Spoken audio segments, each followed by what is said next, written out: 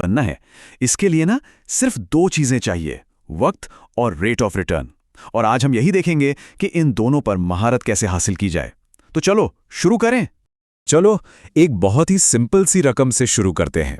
मान लेते हैं किसी के पास निवेश करने के लिए 1,00,000 रुपए हैं। अब अगर इस 1,00,000 को पूरे 20 साल के लिए छोड़ दिया जाए तो क्या होगा? कोई अंदाजा है कि ये कितना बन सकता है?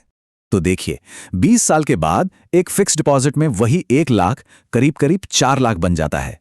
लेकिन एक एवरेज म्यूचुअल फंड में वो 16,00,000 तक बन सकता है, 4 गुना ज्यादा। यही है स्मार्ट इन्वेस्टमेंट और कंपाउंडिंग की असली पावर।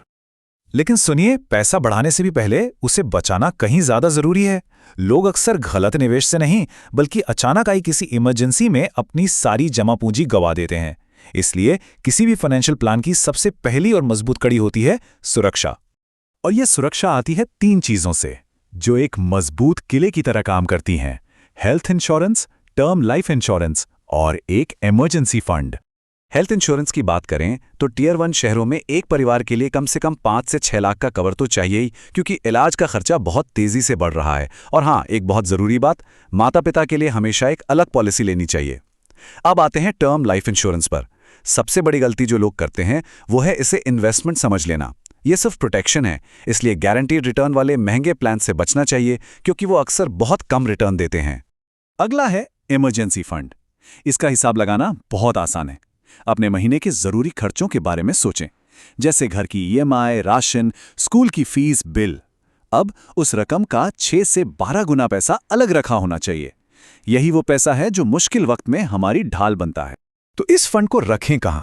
करीब 60% फिक्स डिपॉजिट में, ताकि ये सेफ रहे और थोड़ा बहुत बढ़ता भी रहे, और बाकी का 40% बैंक अकाउंट में, ताकि जरूरत पड़ने पर इसे फौरन निकाला जा सके। मतलब सेफ्टी भी है और जरूरत पड़ने पर पैसा हाथ में भी आ जाता है। एकदम परफेक्ट बैलेंस। तो जब सुरक्षा की ये मजबूत नींव तैयार हो जाए ना, तब हम अपनी दौलत की इमारत की पहली मंजिल बनाना शुरू कर सकते हैं। कम जोखिम वाले निवेश। इनका मकसद पैसा तेजी से बढ़ाना नहीं, बल्कि उसे सुरक्षित रखना ज्यादा होता है। अब जो स्क्रीन पर है वो किसी फाइनेंशियल सुपर पावर से कम नहीं है। Rule of 72। ये एक कमाल का शॉर्टकट है ये जानने का कि हमारा पैसा कितने साल में डबल हो जाएगा। बस 72 को अपने रिटर्न की दर से डिवाइड कर देना है। कम जोखिम वाले ऑप्शंस में आते हैं एफडी, प्रोविडेंट फंड, सरकारी योजनाएं और सोना। ये आमतौर पर 5 से 8% का रिटर्न देते हैं। तो रूल ऑफ 72 के हिसाब से अगर 7% का रिटर्न मिल रहा है तो पैसा डबल होने में करीब 10 साल लगेंगे।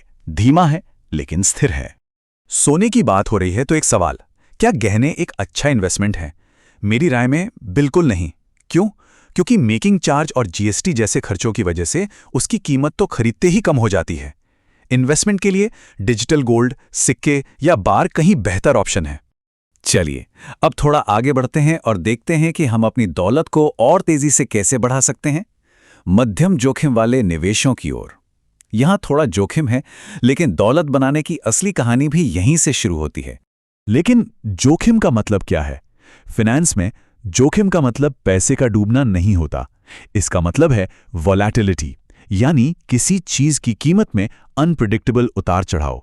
इसे एक रोलर कोस्टर की तरह सोचिए, कभी ऊपर कभी नीचे, लेकिन लंबी दौड़ में ये ऊपर ही जाता है।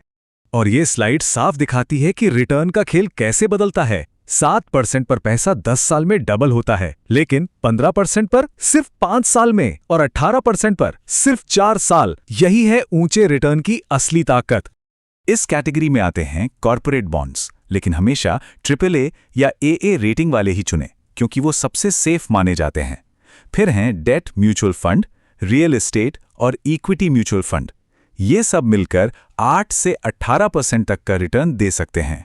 अब चलते हैं पिरामिड के बिल्कुल टॉप पर, उच्च जोखिम वाले निवेश।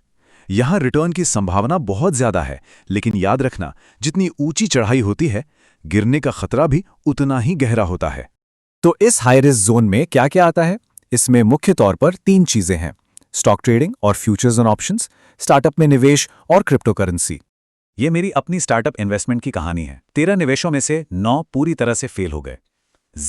3 में या तो पैसा वापस आया या थोड़ा बहुत नुकसान हुआ, और सिर्फ एक इन्वेस्टमेंट ने 27 गुना का जबरदस्त रिटर्न दिया। ये एक हीरो या जीरो वाला खेल है।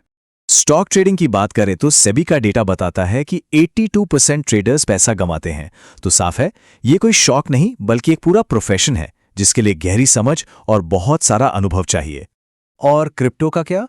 अगर ब्लॉकचेन टेक्नोलॉजी की समझ है तो भी अपने कुल पोर्टफोलियो का ज्यादा से ज्यादा 5% ही इसमें लगाना समझदारी है। इसे एक एक्सपेरिमेंट की तरह समझिए जिसके जीरो हो जाने पर भी आपके फाइनेंशियल गोल्स पर कोई असर न पड़े। तो इन सब बातों का निचोड़ क्या है? हमने सुरक्षा से लेकर हाई रिस्क तक सब कुछ देख लिया। तो एक स्मार्ट इन्वेस्टर के लिए सही स्ट्रैटेजी क्या होनी चाहिए? तो यहाँ सबसे जरूरी बात यह है कि हमारा लक्ष्य 30-40% रिटर्न के पीछे भागना नहीं है। लक्ष्य है एक लगातार और बोरिंग 18 से 20% का रिटर्न कमाना। लंबी अवधि में यही कंसिस्टेंसी दौलत बनाती है, न कि रातों रात अमीर बनने की कोई स्कीम। तो अंत में ये सवाल हम सबको अपने आप से पूछना है, समय, रिटर्न और जोखिम का सही संतुलन क्या है? क्योंकि सबसे अच्छी फाइनेंशियल योजना वही है जो किसी की अपनी जरूरतों और लक्ष्यों के हिसाब से बनी हो।